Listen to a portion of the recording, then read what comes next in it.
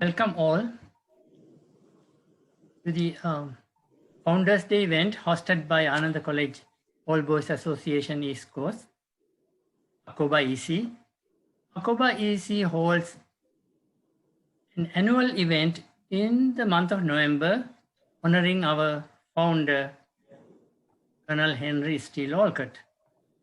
In the past, this event has been limited to a charitable activity.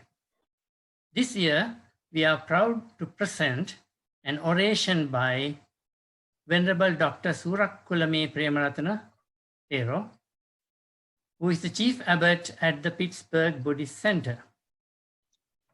Venerable Pemarathana obtained his bachelor's degree with honors in Buddhist studies from University of Pemarathana. Later, he obtained a master's in philosophy from National University of Singapore. On top of all, Venerable Pemarathana obtained a PhD in religious studies from University of Pittsburgh. His research focused on revival of Buddhism in Sri Lanka during the colonial era. Yes, he has studied the Buddhist activities of that time, including the activities by Colonel Henry Steele Olcott. Thus, Venerable Pemarathana is in a unique position to deliver the talk today, Challenges Faced by Colonel Henry Steele Olcott in Reviving Buddhism in Sri Lanka. And Venerable Pemarathana is also currently a postdoctoral fellow at University of Pennsylvania. Now at this point, I respectfully invite Venerable Pemarathana to start the oration. Theruvan Saranai Siluma Denate.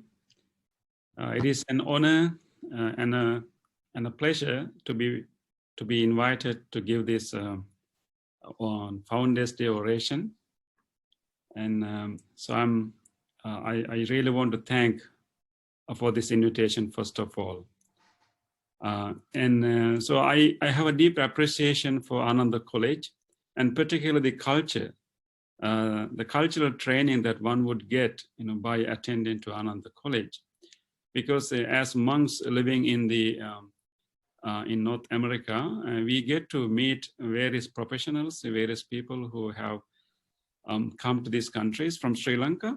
And whenever we meet any professional who was trained in Ananda College, we can see a clear difference in the way that they interact with monks, in the way that they attend meritorious activities, and the overall conduct and their interest in Buddhist affairs. So almost I can guess, if someone visits our temple, I can almost guess whether this person is from Ananda College or not, because there's such a clear cultural training that one would get by attending the Ananda College. So I have a deep appreciation on that particular culture that is being given to all the students in Ananda College. I had the fortune to be in Ananda College for a number of days as a part of my fieldwork, because I was interested in understanding, the different ways that Buddhism was revived and modernized during the colonial period. And one discovery I made in this research was that venerating the Buddha outside of the temple was a new invention in the 20th century. And before 20th century, people temples to venerate the Buddha, but as an effort of preserving the Buddhist identity in the colonial context. And there was a project to encourage people to venerate the Buddha even outside of the temple. So it is an effort to bring Buddha closer to our lives. So I was studying the early occurrences of Buddha statues outside of the temple premises, and the shrine room in Ananda College is one very interesting example. So I was studying about the vihari, Ananda Vihare. So when I was studying, I observed how people, other than studying history, I was also observing how students engage with this vihara. And in the number of days that I was there, I observed very interesting relationship that these students are developing with this vihara. I have seen that everyone who happened to pass by that vihara, they will stop right in front of the vihara and then make a bow without bowing. I haven't seen anyone who passed that vihara without making a bow in front of the vihara. And then not only students but also teachers, and also I have seen some even visitors would do that. So it was interesting experience I had in the Ananda College. So therefore I have a deep appreciation for that college. So now I can understand that Ananda College produced a model that is to give a modern education, but within a Buddhist environment. That was a challenge faced by many Buddhist activists during the colonial period. How we can train our younger generation that they have enough skills to face the new society, modern society, but at the same time not losing their cultural roots. It was difficult for them to find the tune in this whole enterprise. So I think Ananda College was a model how we can train someone with new knowledge, and how we can train someone who is appropriate, who is skillful enough, who is equipped with modern knowledge, but at the same time not losing the cultural roots.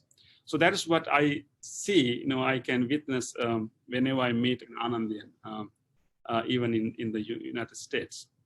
So today, I'm going to talk about mainly in that whole process about Colonel Henry Steele Olcott. Particularly today, I'm going to focus on the challenges that he faced in this whole process of working, towards upliftment of Buddhism, particularly Buddhist education.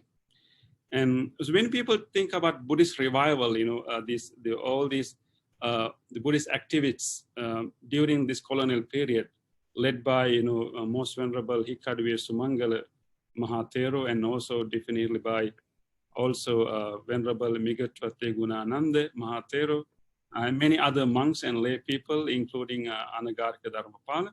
And all these activists, what they did was remarkable. We need to understand the whole colonial project to understand what these Buddhist activists did. If you simply think about South America, we know that many countries in South America, like Mexico, Argentina, and all these countries, what language do they speak? They speak Spanish. And what religion they follow? They follow Catholicism, Catholic religion. And the reason that they are speaking Spanish and Catholicism means reason that they are speaking Spanish is not that they were Spanish-speaking people a few hundred years ago. They were not Spanish-speaking people originally. So those parts of the South America was colonized by Spain for a number of centuries.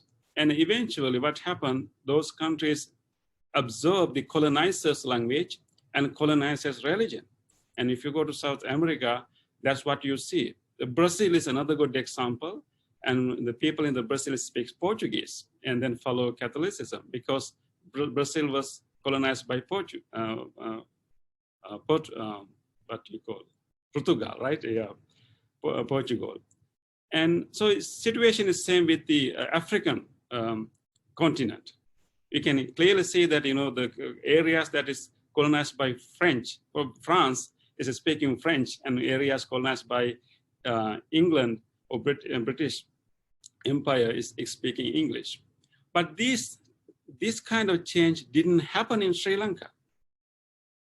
And it's not a simple case. Why?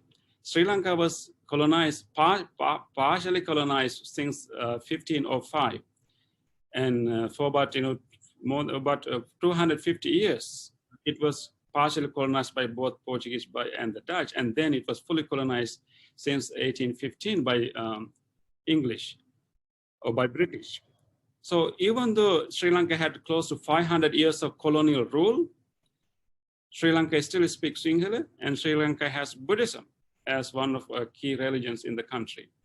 So the reason that the people in Sri Lanka was able to retain their language and the religion was actually, there are two reasons. One is, of course, Sri Lanka had a long history. It has a rich culture even before these colonial powers came to Sri Lanka, but mainly because the early Buddhist activists, the monks and the lay people, how skillful they were in responding to these colonial conditions and how dedicated they were.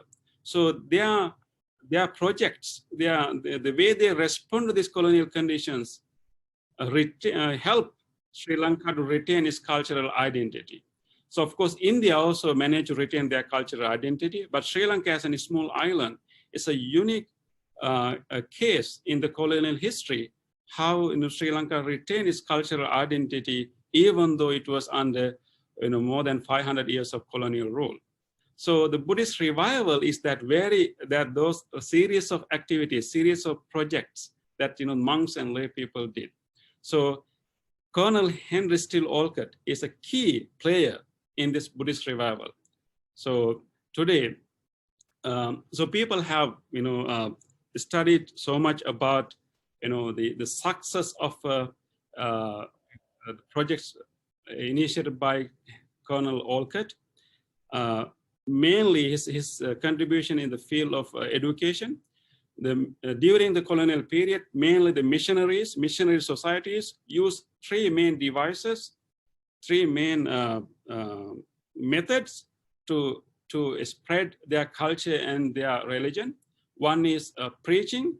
They will have public preachings, and second one is using press. They will print publications and pamphlets. Third one is they use education as a method.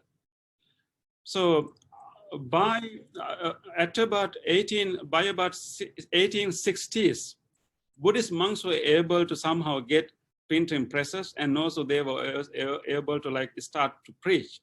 So they were able to manage or maybe counter the two main methods used by missionaries, like preaching and press. It was difficult initially for even the Buddhist monks to get the printing presses and also start to preach like missionaries, but they learn it quickly.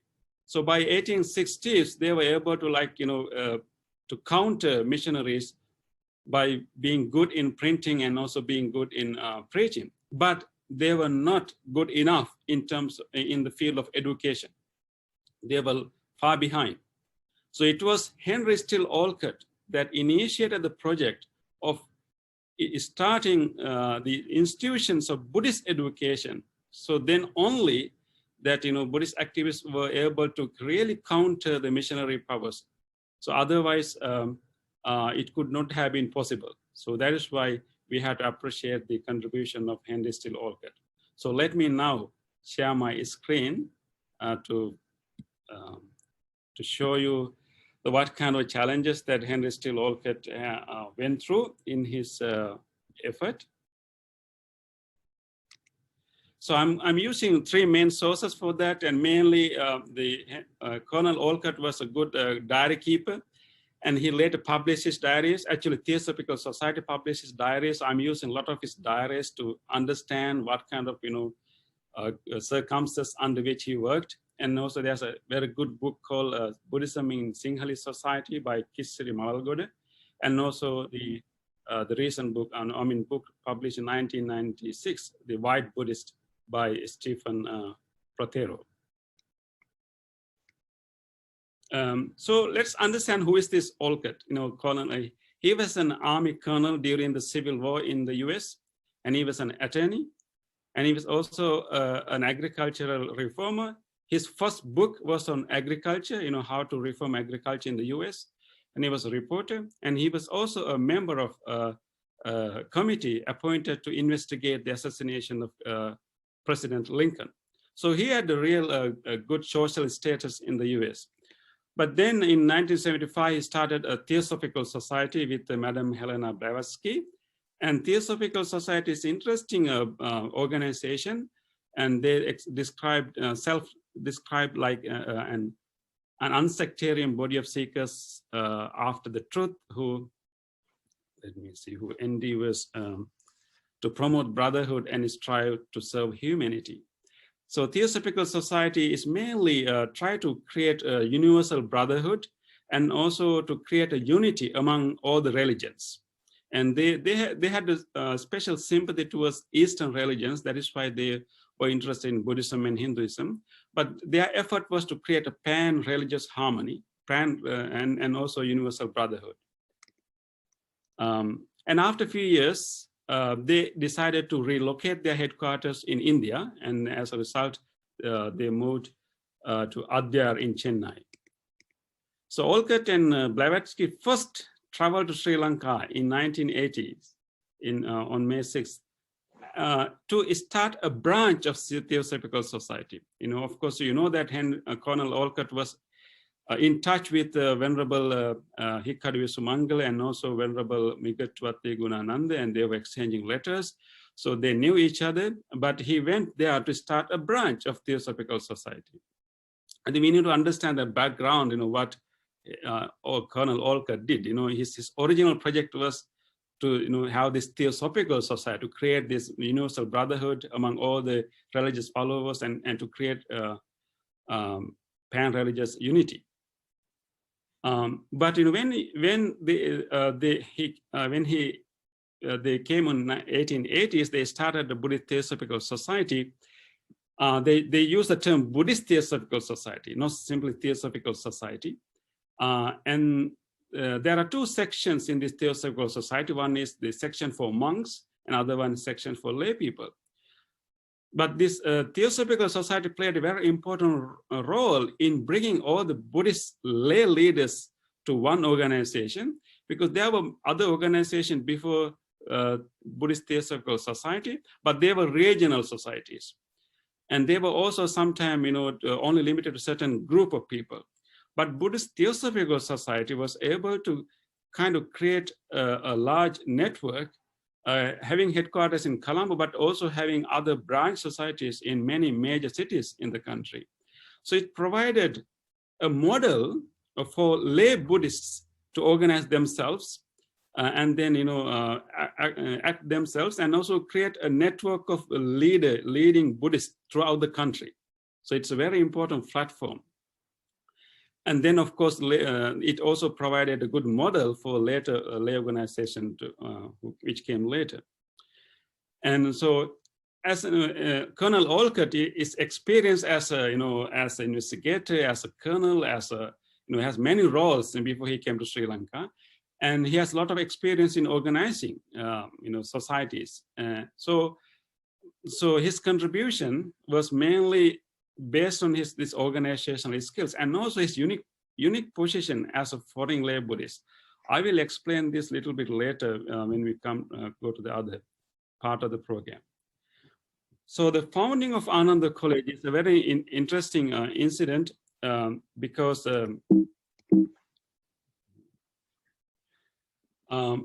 as I told you earlier, in the field of education, the monks and the Buddhist activists was not active enough, not up to the level of the missionary powers. By 1880, this is the year that Colonel Olcott came to Sri Lanka. In 1880, there were 1,200 government-sponsored schools in Ceylon. So government started this policy that they will provide funding to any schools run by any organization, but they have to meet certain criteria. It's student enrollment, and then and once you fulfill those criteria, they will give grants or granting aids to any school. But there were 1,200 schools, but only 4 of them were governed by Buddhists. All others governed by private organizations, mainly missionary organizations. So this was a condition before Colonel Olcott arrives in Sri Lanka. And Buddhist Theosophical Society was able to actually bring theosophists who are also, sympathetic to Buddhism from the US and also from from England and other places. And those people were so helpful to start English medium Buddhist schools. So what the monks were lacking is actually, there were like major education institutions even at that time, mainly Vidyodaya Piruvena, Vidyodaya College. It was called Vidyodaya Oriental College. But the type of education they were giving is mainly Oriental sciences, Oriental studies, what was studied in Asia. But what was needed at that time was an educational institution which can give you a modern education, but with Buddhist values. So nobody was able to provide that until Colonel Olcott arrives. With his help, he was able to bring so many his friends to help with these school projects. These are the few names. The CW lead Beta is the key person in establishing the Anand College. That is the first principal. And these are the other teachers who came to honor the friendship with the Colonel Olcott. And so it was first started as the Daily Buddhist English Academy. And what I want to tell you here is that actually this founding of Anand College is not simply starting a school. It is actually invention of a model. Invention of a model, how we can bring the modernity and the traditional values into one place. How we can train someone with the modern education with cultural roots. So it was an invention of a model. And so, of course, we know that after that, so maybe it was an experimental model, but it was so successful. And then, of course, following that model, and there were many other schools started in many other parts of the country. We know that history. So the success of the Buddhist Theosophical Society, I think only after the Buddhist Theosophical Society started to establish Buddhist schools, the missionary societies felt the real challenge. So we can see from their reports what they felt about this new project of establishing Buddhist schools. So this is the report of a missionary journal called,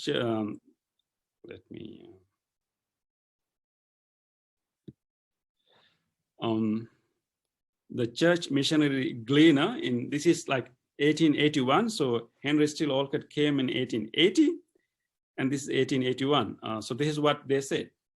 The opposition of the Buddhists has been more active than in former years. Their zeal having been provoked by the visit to Ceylon of two persons from America calling themselves Theosophists. We know that these two persons are Colonel Olcott and the Madame Blavatsky. And then again, the same journal says in 1883, the American agnostic Colonel Olcott is stirring up a good deal of Buddhist opposition to us in our work, both in town and in country. It is difficult in some places to get a hearing at all. So we can see how this, the missionary societies, they really consider, Colonel Olcott as someone who knows how to play with them, if you want to use that word, but because sometimes we call it Henry Steele Olcott is more like an anti-missionary.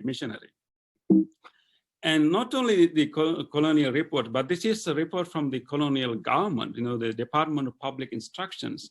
Their report says this: with the Buddhist Theosophical movement, the Buddhist community awakened to the responsibility of their co-religionists. In 10 years' time, 63 Buddhist schools have been registered under the management of the Buddhist Theosophical Society. So we can see, how successful was their project. But my focus today is to talk about the challenges. What kind of challenges that, Colonel Olcott has to go through. It was really successful. His project was successful, but he was working under so many challenges. It is very important for us to appreciate, these challenges to understand these challenges, in order to appreciate his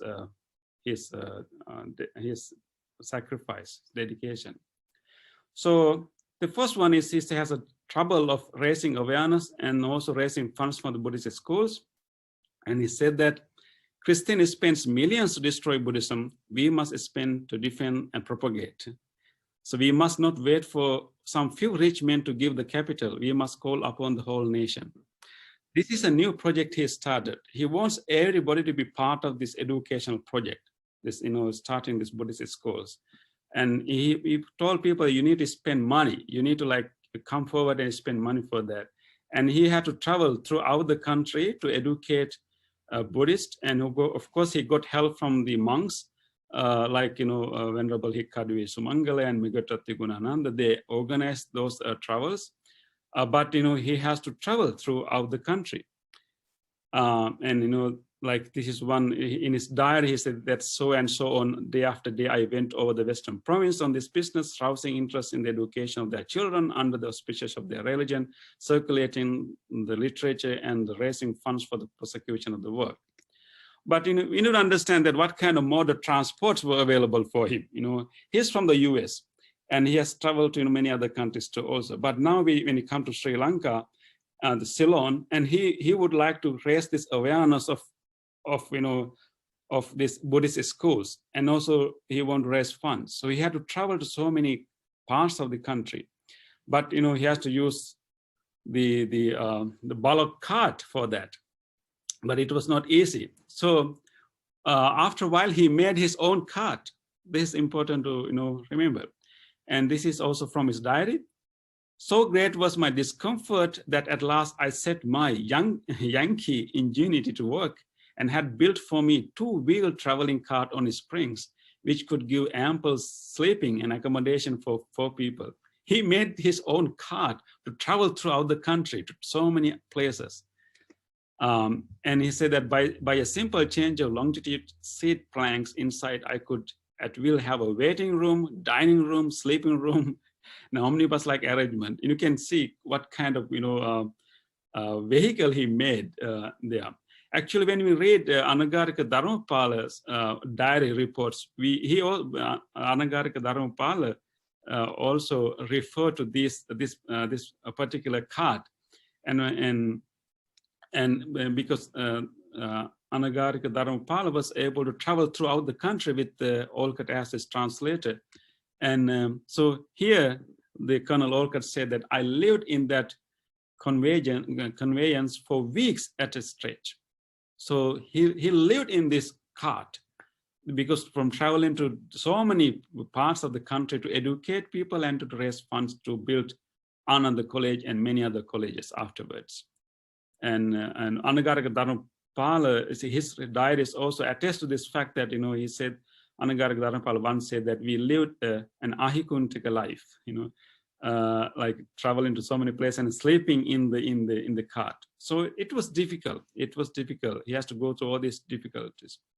And one interesting incident that we can understand his difficulties, that he's tripped from Ratnapura to Kalutara. And there's a clear reports of this particular journey. And he traveled to Ratnapura through so many ways, like, traveling through elephants and all kinds of methods. But it's interesting how he came back from Ratnapura to Kalutara. You may think that, people will travel Ratnapura to Kalutara through the land. But those days, the one main way that one person would come from Ratnapura to Kalutara is through Kaluganga. So this is what he said in his diary. At 11 p.m., our party embarked in a paddy boat platform laid over 2 canoes to descend the river to Kalutara, where we were take trains. The captain proved a cheat and traitor, for although our bargain was for the exclusive occupancy of the boat, he let come abroad 25 men. So at 11 p.m. they are going to make a journey to Kalutara from Ratnapura or through Kaluganga, but the person cheated them, and so he changed the boat. He got into another boat, and then he explained that this travel that he had in the night. We had no cots or bunks to comfort us, but sat all day and sleep all night on mats laid on bamboo deck after a bone-crushing fashion. The trip of 57 miles for 22 hours. So this is how long it took for him to come from travel from Ratnapura to Kalutara over this boat, 57 miles. And we reached Kalutara before the cock crow, and the next morning, and they took the train. So from Kalutara, he took the train to Colombo, and for the breakfast and tired enough. So we can understand, what kind of challenges and difficulties Colonel Olcott has to go through just to create the awareness and also collect funds. And it's not only difficulty in traveling, but also difficulty in raising funds. And he created this fund called National Education Fund. During his first visit, like 1880, he realized that he need to help Buddhists to create Buddhist schools. So he created this fund, sometimes called National Education Fund and sometimes called Buddhist National Fund. So although he started and he encouraged the members of Theosophical Society to raise funds, so he went back to Adyar, India, and he was in correspondence with the officers of Theosophical Society. But he realized that by 1881, after many months later, the people have pledged 13,000 rupees, but only 100 rupees has been collected. So Colonel Olcott was quite unhappy with the progress of the Theosophical Society, and he decided to specifically come to Ceylon to work on this fund.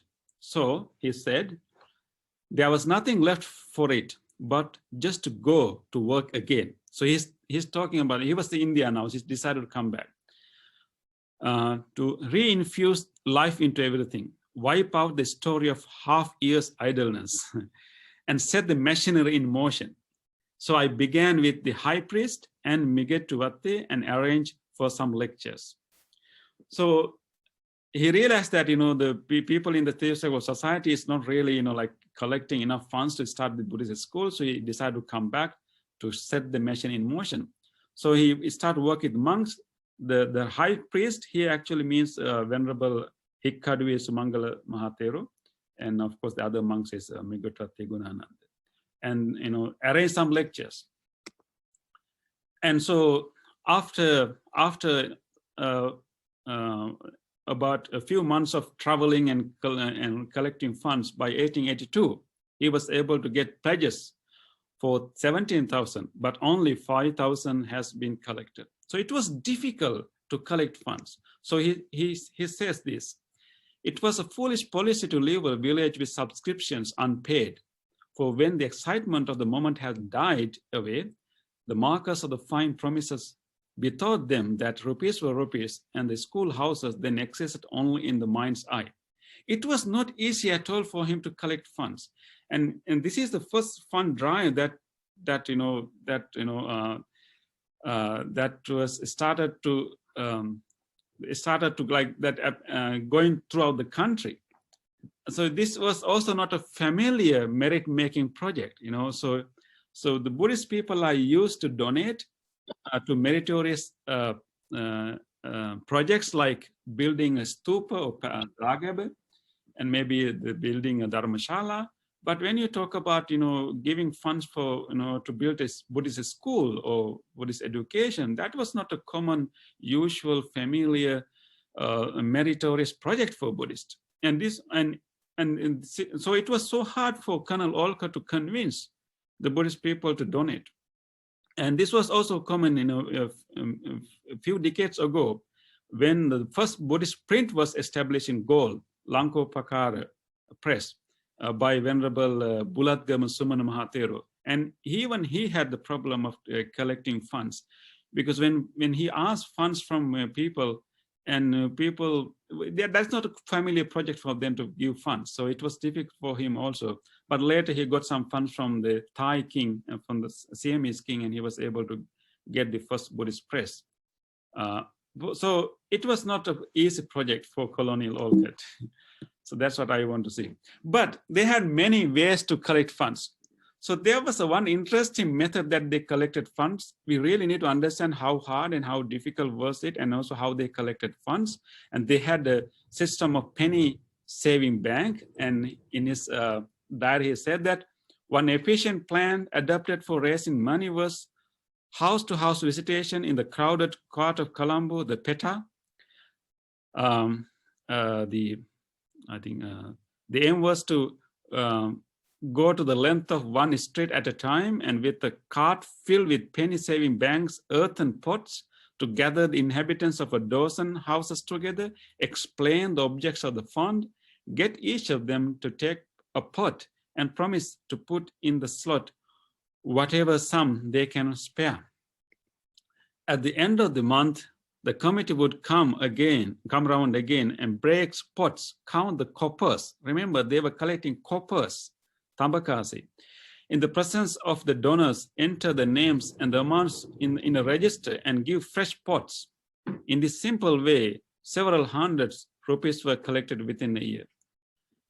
And also for this, the large employees of coolies labor, like porters, like the stewardess, porters, would get donation from their men on paydays.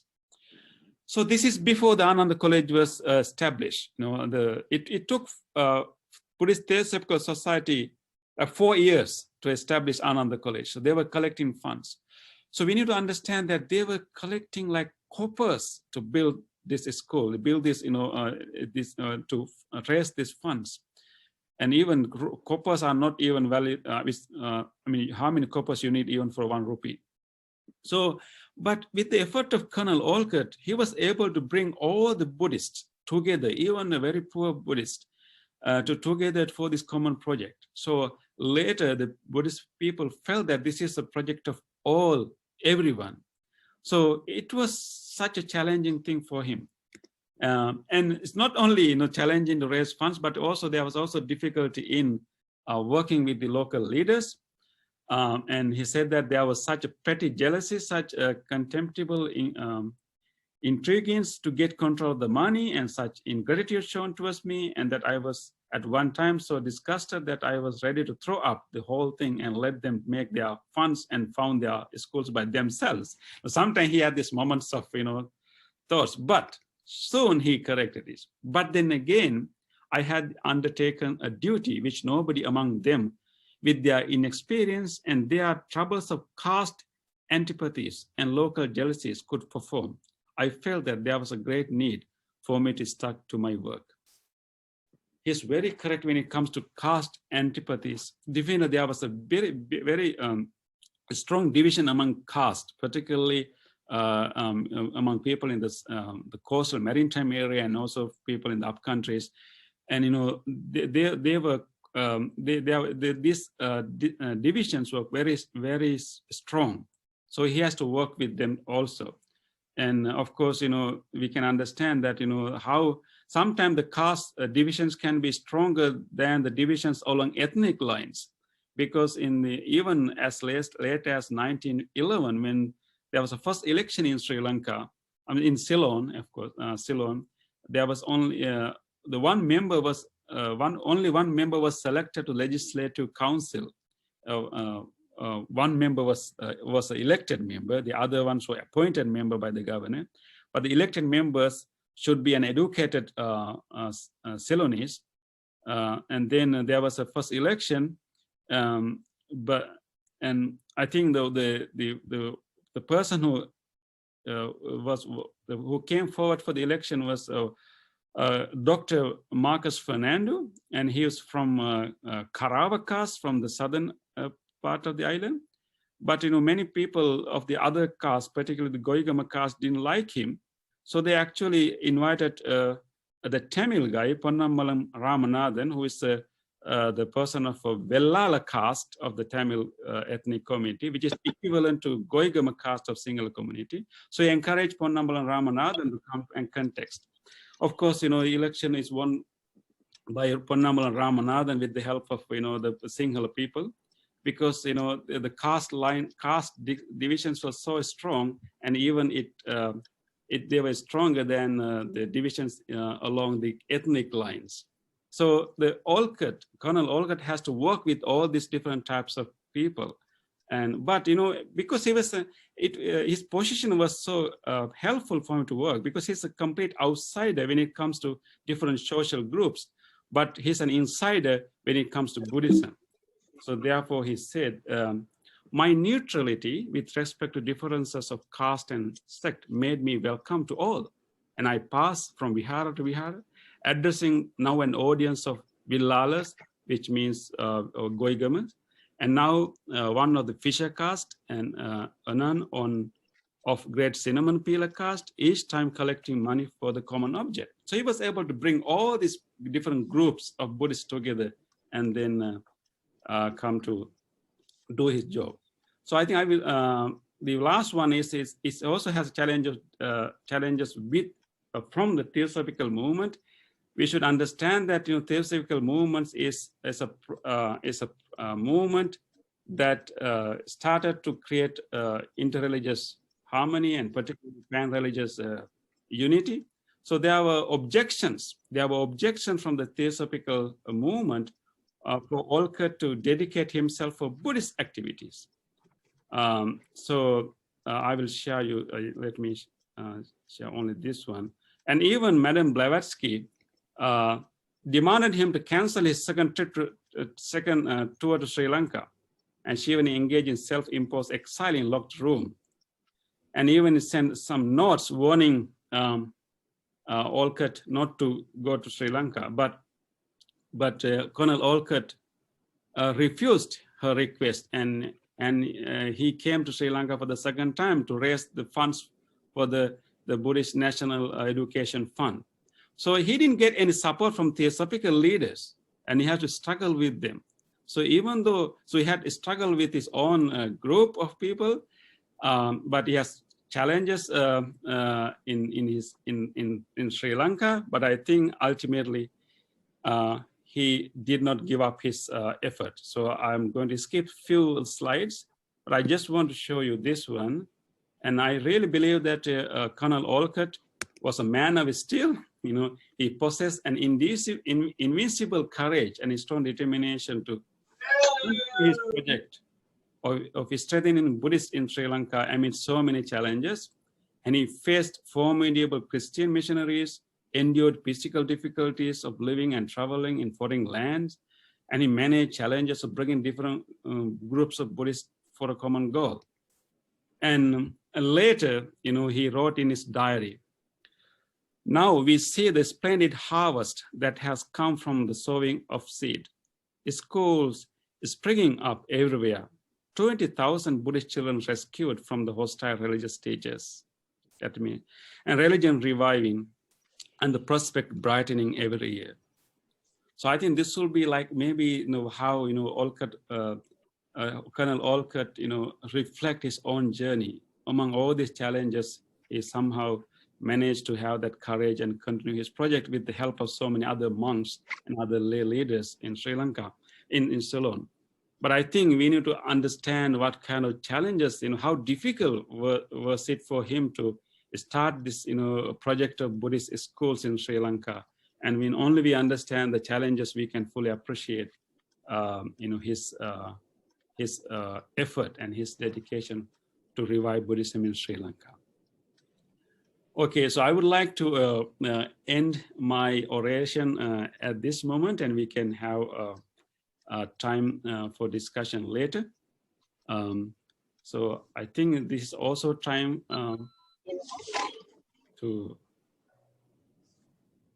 for the to hand over the Pirikara also, right? Yes, thank you very much, Hamdurane, Bohom Pen. Swamin Wahanse will rejoin us in a couple of minutes for the Pirikara offering. And we would like to thank members of the Anandian members of the Pittsburgh Buddhist Center, Mr. Damita Karunaratne, Dr. Anand Gunawardena, and Dr. Siridi Silva, who have arranged for an in-person Pirikara offering despite the circumstances. Dr. Siridi Silva will be doing the in-person offering in a couple of minutes. Meanwhile, we would like to, Lasita and I will be conducting the question and answer session in a couple of minutes. Please, in case you did not, please send to the chat your questions, and to make the best out of this wonderful presentation and this opportunity to have Venerable Pemarathana, we should have a wonderful, good discussion session. The Pirkara offering should begin in a minute. You're on the screen. Yeah. Yes.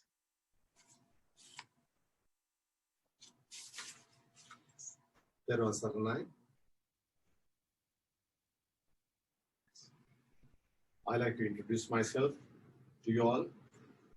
I am Dr. Siridi Silva, also known as Dr. MBS, retired Director of Emergency Medicine, St. Margaret's Hospital, Pittsburgh, Pennsylvania.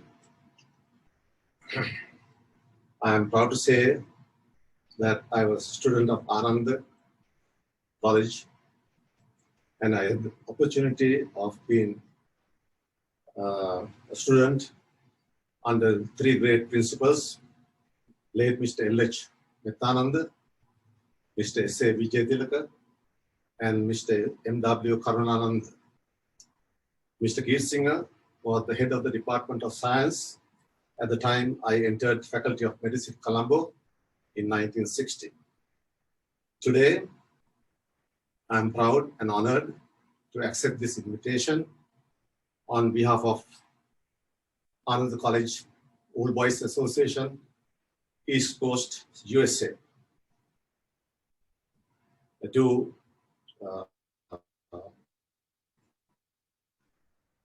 donate this monetary gift and Atapirikara to Reverend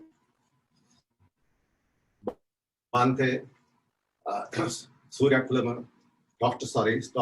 Soorakkulame Pemarathana. I also want to thank him on behalf of all Anandiyas for giving this excellent speech on subject Olcott challenges faced by Colonel H.S. Olcott in reviving Buddhism in Sri Lanka. Thero Saranai, thank you.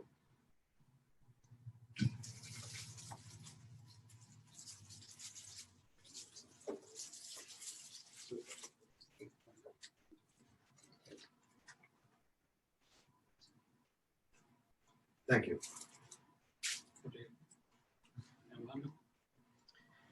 Thank you, Dr. Siri. We would also like to mention, in addition to the Sanghika Pirikara, the Ananda College Old Boys Association East Coast has also made another donation, another kind of a Pirikara, to a food bank in New Jersey. Colonel Olcott's Colonel Olcott is originally from New Jersey, so it is.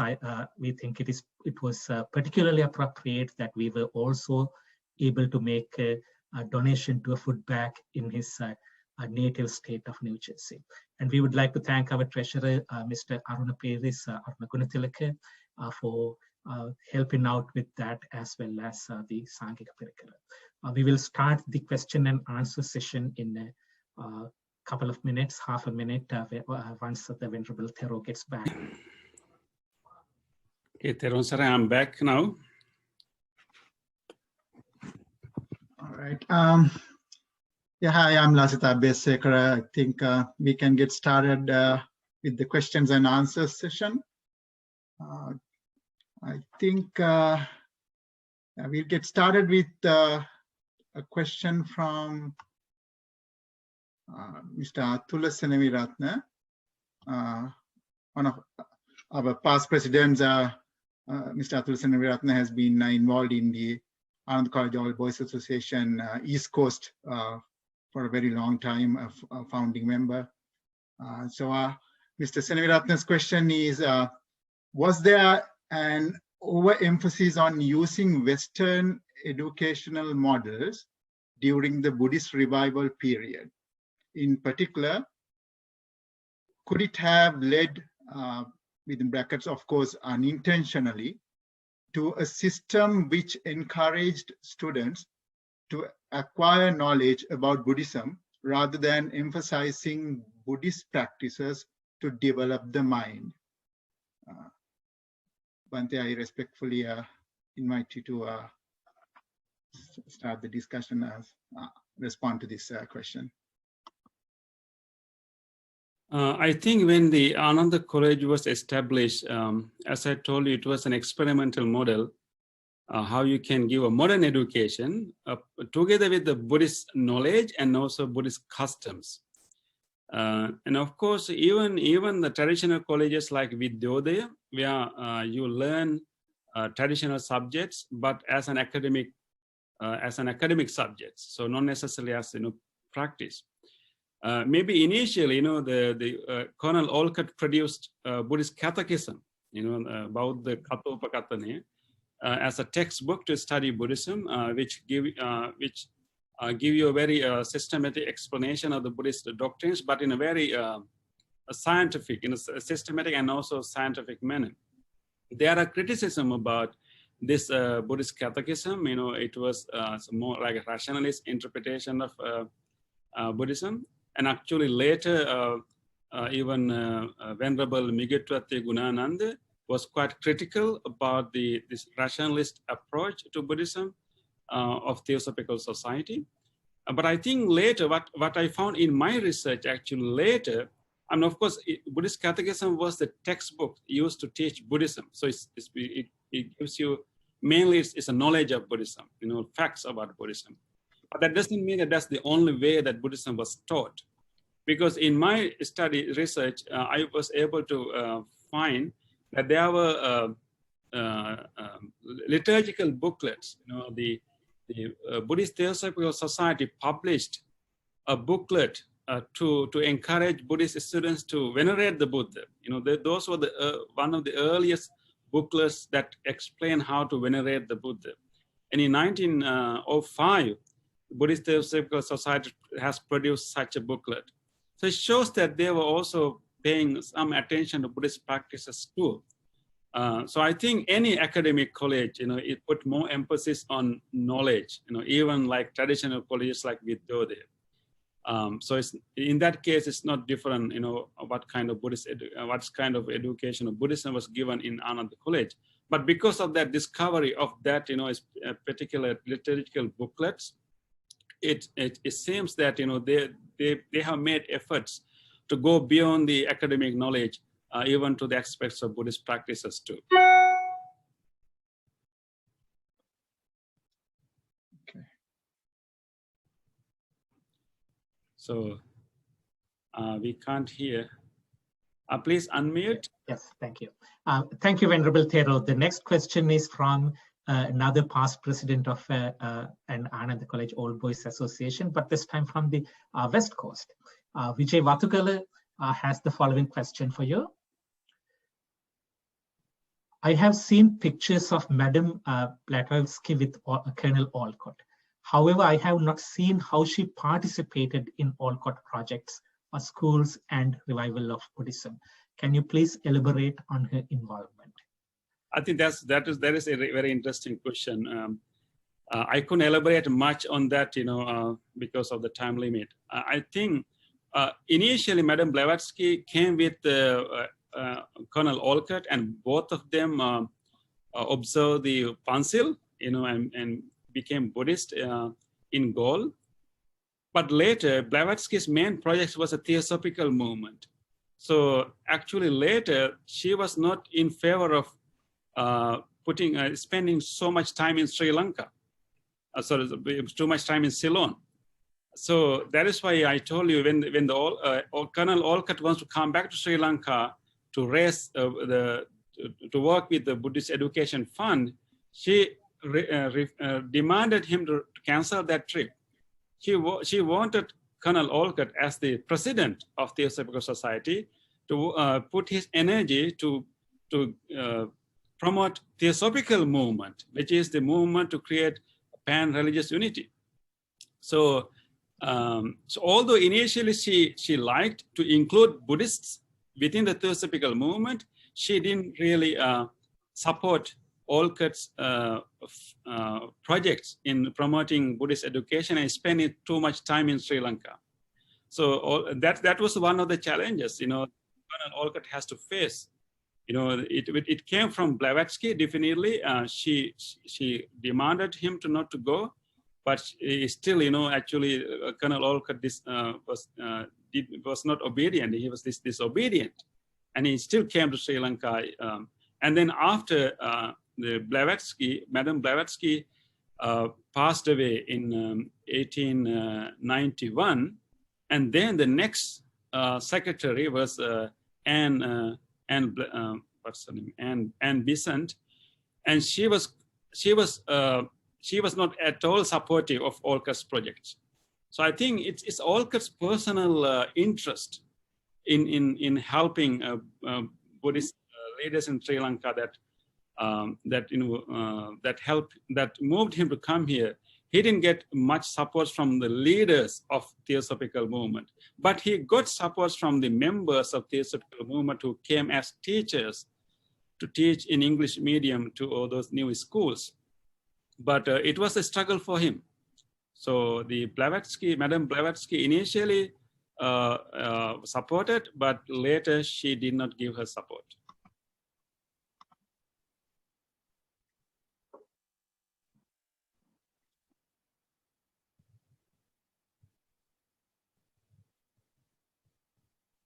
Chandra, do you want me to? Yes, let's alternate. Okay. Yeah. Sure, yeah. So next one, okay, this is from Mr. Tushara Debalnage. Tushar is a distinguished all-boy of Dharmaraja College, Kandy. And so he's quoting a letter, one originalist. One second. All right, so this is he's quoting F. Max Mahler, the famous German British Orientalist, encouraged Olcott in a letter. This is what he said: "You should endeavor to do for Buddhism what the more enlightened students of Christianity have long been doing.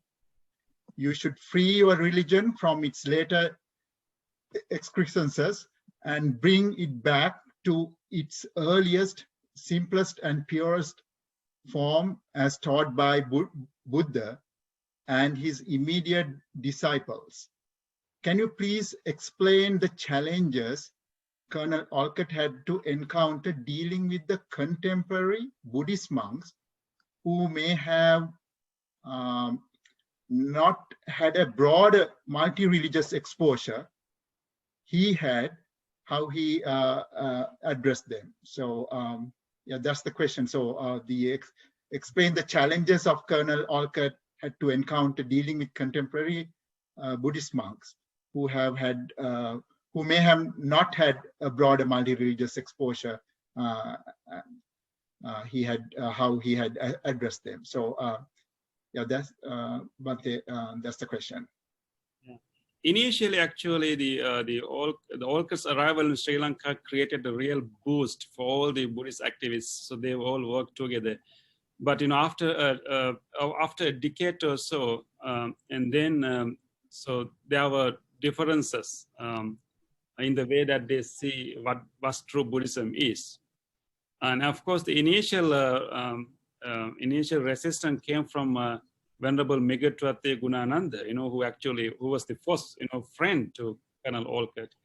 But Venerable Gunananda was, as I told you earlier, was very, very critical about the way that Buddhist Theosophical Society interpreted Buddhism, because for Venerable Gunananda, Buddhism is not only the teachings of the Buddha, but also all the cultural practices and everything. And particularly he encouraged people to engage in Buddha puja. So it was challenging for Henry Steele Olcott, and that is also the case with Anagarika Dharmapala, because of course that. Let me share the screen again. I have a slide to show you on that regard.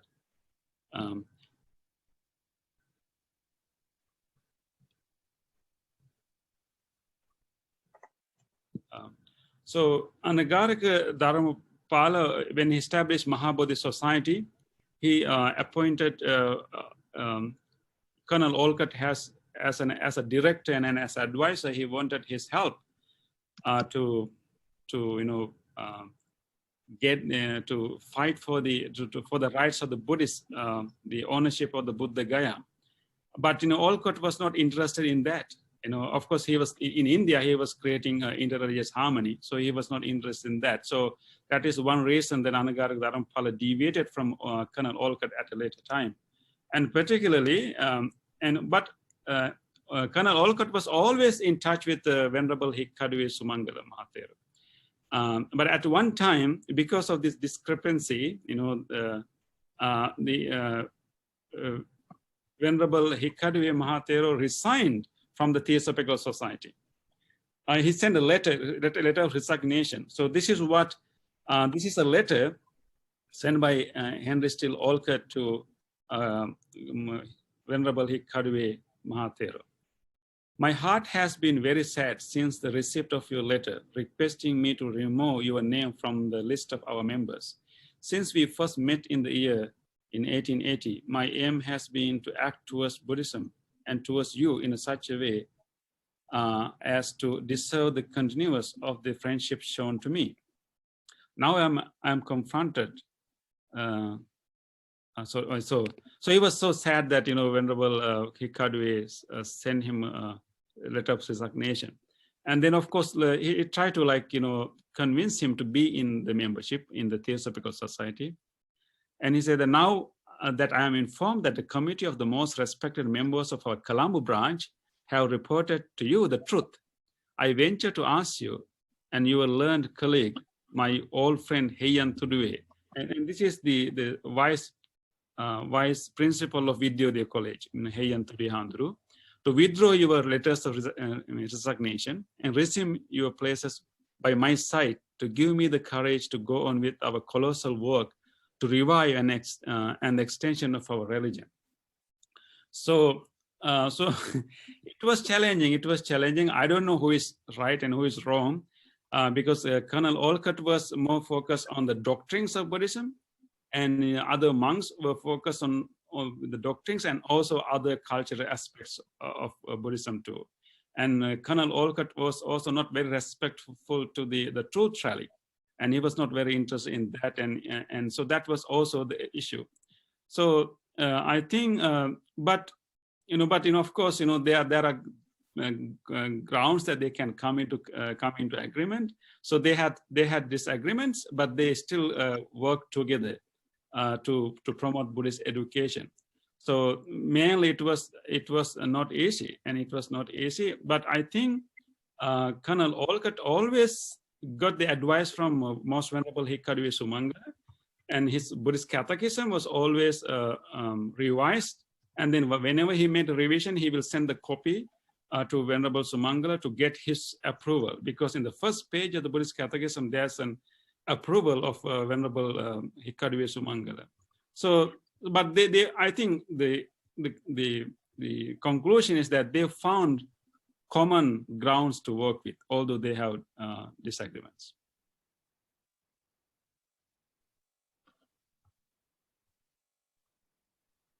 Thank you, Venerable Thero. Now we have another question from the West Coast from Dr. Sumedha Jayasena, one of the distinguished old Nalandians. In fact, he was the president of the Nalanda College Alumni Association. He's the immediate past president.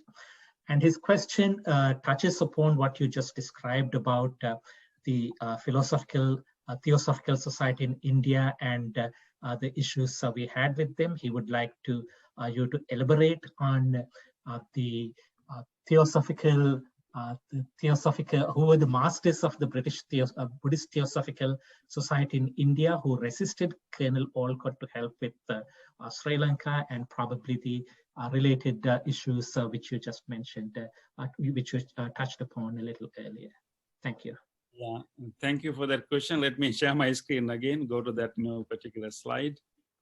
So yeah, it was,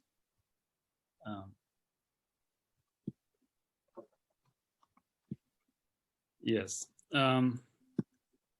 Yes, when Madam Blavatsky objected his second tour to Sri Lanka, and she protested her journey, and then she sent a note, not meeting him, without meeting him, sent a note saying that the masters would abandon Theosophical Society if Olcott continue to be disobedient. So here, what the masters means that in Theosophical belief, Theosophical belief is that all religions, have some common truth. So there are certain evolved masters, they believe in a category of beings who were on earth, but they have developed their mind, and so-called let's call it enlightened or what. They have evolved their mind, and they live somewhere, and they guide the Theosophical Society. That was the belief of Theosophical movement. So the Blavatsky was warning Olcott, if you go to Sri Lanka, the masters who guide us in this journey to create universal brotherhood and pan-religious unity, and these masters will abandon us. They will not continue. They will not give their support. It was a big threat, when you think about in the mindset of Theosophical movement. But what Colonel Olcott said that he said he would go to Ceylon even if it meant that he would never see another master again. This is a very, very serious reply that, Olcott, Colonel Olcott was even willing to abandon this whole belief of master, or not abandon, but willing to being distanced by these masters, that he's really interested in going to Ceylon. So we can understand, how dedicated was Colonel Olcott, that, even though he was threatened that these masters that guide this, guide the Theosophical Society will abandon them, is still willing to go to do these projects in Sri Lanka. So we can see that Olcott's heart was in Ceylon rather than in Theosophical movement in general. Okay, Bhante, the next question is from our secretary, Sally De Silva, our association secretary. Sally is asking, this powerful BTS, how was it funded? Is it through private funds or donations? How the funding part worked in BTS? Donations, we saw how early period how they collected donation, even with the piggy, with penny banks. So it's mainly through donations, and of course the people who became the officers of these Theosophical societies were Buddhist leaders, sometimes big rich Buddhist businessmen. So they put their own money too, so they have branches of Theosophical society in Galle, in Kandy, in Kurunegala, and so in this usually it is the philanthropist Buddhist leader would assume the leadership of the branch society. So those leaders themselves also donated, but mainly it's through donations, at least initially, but I don't know whether after Olcott, because Olcott passed away in 1907. After Olcott, I don't know, I'm not aware how exactly they collected funds. But I think, when Olcott established Buddhist Education Fund, and he encouraged Buddhist Theosophical Society, Colombo Buddhist Theosophical Society, to invest that money. So they were, investing those money in the banks also. So, but initially it's the donation, and then later personal contribution by the, the officers and leaders of Theosophical movement. Maybe later, my guess, maybe the investments. So I'm not sure about the latter part, but the initial part was complete donation, common donations, and also large donations. Thank you, Venerable Thero. The next question comes from Madison, Wisconsin, from one of the most distinguished senior Anandians, Mr. Kirti Abesekara. And he would like to ask a very fundamental question, about the beginnings of this. How and why did Colonel Olcott become interested in Buddhism? Okay. When he started the Theosophical Movement Society in 1875, and they were interested in understanding all other religions, and they were quite dissatisfied with the institutional structure of Western religions, and they may not necessarily denying the the religious teachings, but they were denying the institutional structure and their dominions over other countries. So Theosophical Society was established to kind of learn the best of all the religions. So definitely he was interested in studying all other religions, including Buddhism. But of course, one main reason that he was attracted to Buddhism was the report of Panadura, the debate happened in Panadura. So Panuduravadi, he read the report written by an American reporter about this particular debate that happened in Sri Lanka. And then that was the first time that he was interested in Sri Lanka. So because he was quite sympathetic about these people in Asian countries, because because he knew that these powerful countries colonized these Asian countries, and then they used their power of technology, power of the literacy, whatever their power to convert those people from their indigenous religions. So in general, he was sympathetic to non-Western religions, and he got interested in Buddhism by reading, particularly in Buddhism in Sri Lanka, by reading that newspaper report of the Panuduravadi. But later he started to write letters to Migatratti Gunananda and also Hikadu Sumangala. In those letters also they discuss Buddhist concepts. So that is how he got interested in Buddhism. Thank you, Bhante. There's another question from one of our committee members, Mr. Rupasiri Fernando. Rupasiri is asking, could you comment on the challenges Colonel Olcott encountered due to the prevailing political or government background in place during these colonial years? Specifically, he's asking what strategies Colonel Olcott used to overcome any opposition coming from the non-Buddhist missionaries. If you can comment on that. I think Henry still Olcott, when you think about the colonial government structure, definitely there were so many limitations and challenges. But I think he used his identity as a white person. He used his identity as a white person in favor of Buddhism.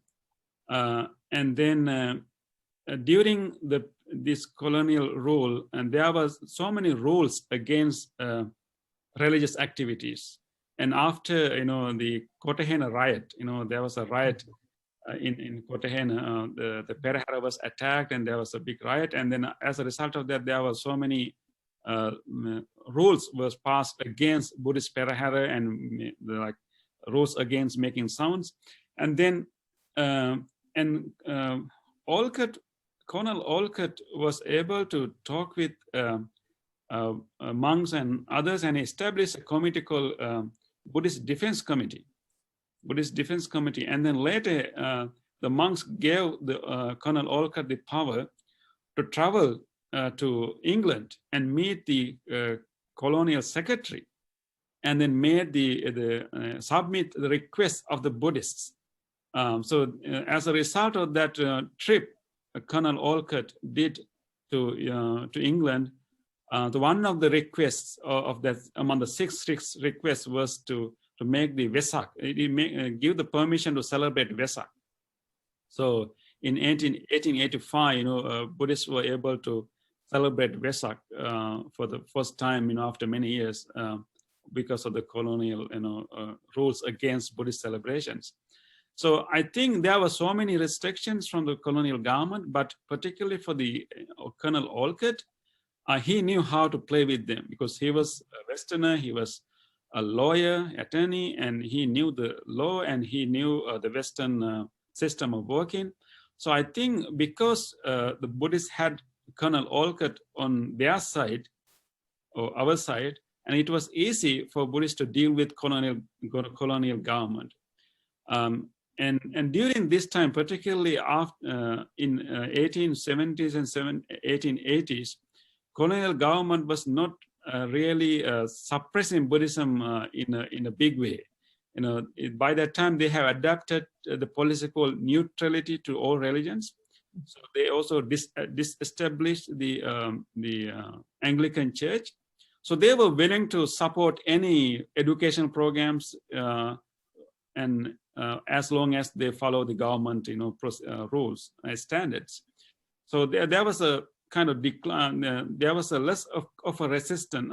There were some restrictions, but colonial government was not really forcefully acting against the Buddhism. But whatever restrictions were there, so Colonel Olcott was instrumental for Buddhist activists to talk for Buddhists with the colonial rulers. I think when it comes to opposition from non-Buddhist missionaries, I think the non-Buddhist missionaries were quite afraid of Colonel Olcott. He knew their methods, he knew how their mind works. Therefore, Colonel Olcott guided Buddhist Theosophical Society to counter it. So usually, we don't see any confrontations, active confrontation from missionary groups with Colonel Olcott, but there were so many writings about Colonel Olcott, all the negative writings about him. But I think he was able to overcome them because he knew exactly how a missionary society would work. So his knowledge was helpful for Buddhists to work against this. Thank you, Venerable Thero. We have a second question from Dr. Vijay Vathukala. I have read Colonel Olcott was a faith healer. Did he consider this part of Buddhism or part of Theosophy? Thank you. Yes, this is interesting. Actually, he considered this a part of science. There's an interesting story, recorded in Olcott's diary. He learned that there's a well near in a Caledonia, close to a church, so a Catholic church. So the priest there start to heal the sick people from that, using the water of that well. So when Colonel Olcott got to know about this healing session going on in Caledonia, he was quite concerned because he thought that ordinary Buddhists will all go there and then and they will very easily convert to Catholicism or Christianity. So he came to Venerable Sumangala and informed him that there's such a thing going on there and can you do something? And Venerable Hikadu Sumangala Thero said that I don't know, we don't have such a miraculous healing. Then Olcott suggested, why don't you start healing in the name of the Buddha? Because what he really needed is to protect the Buddhist people from going there to get the healing. Then of course, Venerable Hikadu Sumangala Thero was not willing to do that. And then he himself started to do a healing ceremony. And in his diary, he said that he has learned mesmerism, or what we call hypnotism. When you hypnotize a person, you can actually change certain physiology. So he started healing sessions in Sri Lanka. And so he healed in the name of the Buddha. But in his journal, he said that this is due to the hypnotism. He explained the whole healing process in scientific terms, but publicly he did the healing in the name of the Buddha. So he was definitely he used the healer, but it was not Buddhist, not Theosophic. It was scientific for him.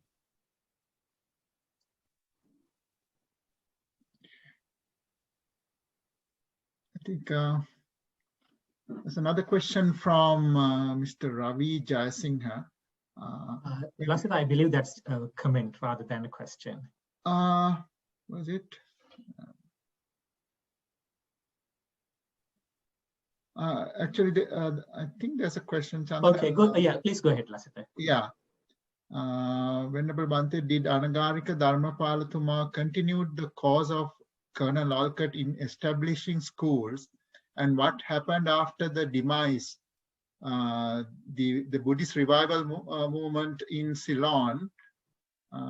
Yeah, so what happened to the, after the demise, the Buddhist revival movement in Ceylon? Yeah, basically asking, did Anagarika Dharmapalatuma continued the cause of Colonel Olcott in establishing schools? Yes, I think after the demise of Colonel Olcott, many groups continue his project. One main group is the Buddhist Theosophical Society. And Buddhist Theosophical Society is a network. There are branches throughout the country. So it was the largest network during that time. Anagarika Dharmapala also continued. He also established, girls' schools, a number of schools, but his main project was not to establish schools. His main project was actually to get single Buddhist people to to behave as Buddhists, and he wanted people to preserve their culture. And of course, much of his energy also put to save for his Mahabodhi Society to save Buddha Gaya. I think the school projects educational projects were carried by Buddhist Theosophical Society, and later some share of that responsibility also went to the YMBA, Young Men's Buddhist Association, later led by Sir D.B. Jayatilaka. So I think education wing were carried by Buddhist Theosophical Society and YMBA, and Anagarika Dharmapala had a different project, mainly to encourage Buddhist people to follow Buddhist precepts and Buddhist customs. Thank you, Venerable Thero. And before I ask the next question, my apologies to Ravi Jayasingh for misreading his question. The next question, probably going to be our last question, is from Mrs. Shalika De Silva from New Jersey. And she wants to ask about the women's education part.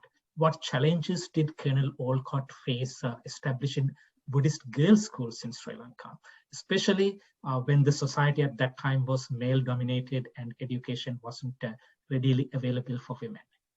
Thank you. Yeah, I think Colonel Olcott also paid attention to that. I think his Buddhist Theosophical Society established the first Buddhist high school in Vellavatte. So I think that I don't remember exact year, but he established a school, and then in Vellavatte, and then he, of course, but I think it could have been difficult for him to raise funds for that. But I think at least he initiated that project. And he says that in his speech that he given on the opening day, that we should open the doors for the daughters of Buddhism, not only to the sons of the Buddhism. And he expects that one day all the daughters of Buddhist daughters will have the same opportunity as Buddhist sons. So I remember that quote from his speech that he given on that day. But so definitely it could have been really challenging for him, but he established the first girls' Buddhist school.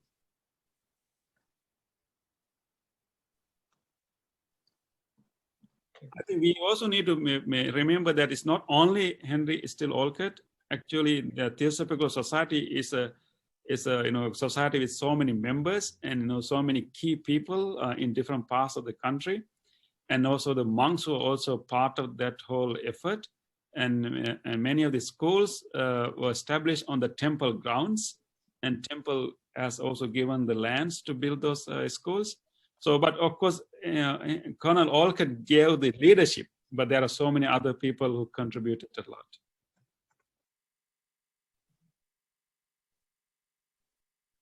I think that concludes our Q&A session.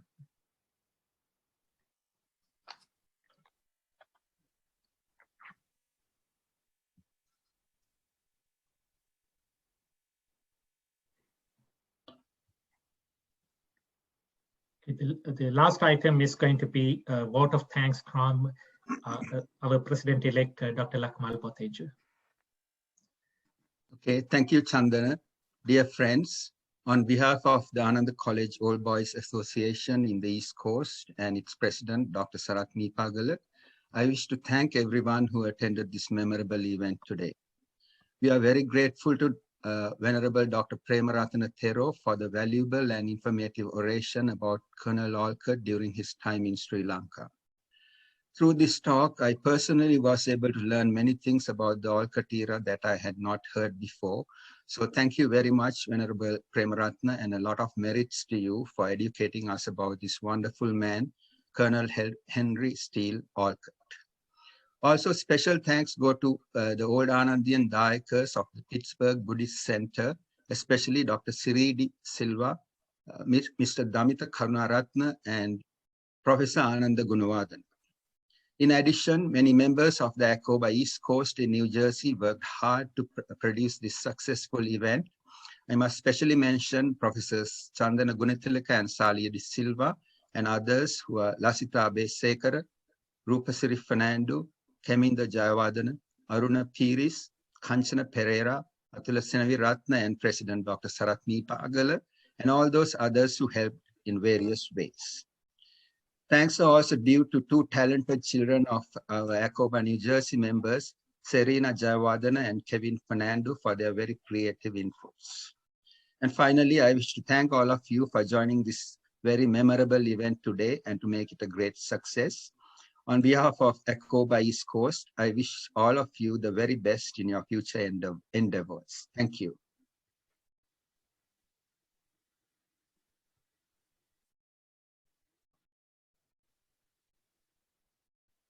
And I also want to thank for this special invitation. I really enjoyed, talking about Colonel Olcott and his researching on Colonel Olcott, and it enhanced my appreciation for Ananda College and also the key players in the Buddhist revival.